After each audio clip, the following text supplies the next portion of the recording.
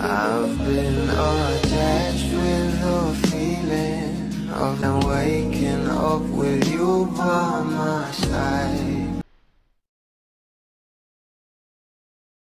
Sobra nga talaga ang kilig na hatid sa atin ng ating couple na sila Donnie at Bel Mariano.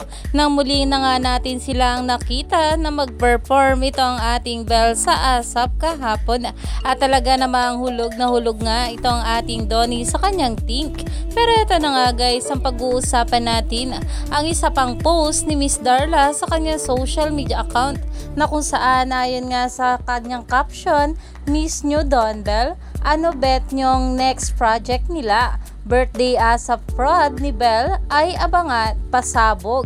Iyan na nga guys na kung saan ay may kasama pa nga itong larawan ng ating couple na talaga namang sobra ang kilig na atid para sa ating mga bula. Kaya naman umani pa nga ito ng maraming komento at pinag-uusapan na. Alam naman natin na ngayon na nga lang natin muli nakita itong ating couple na magkasama.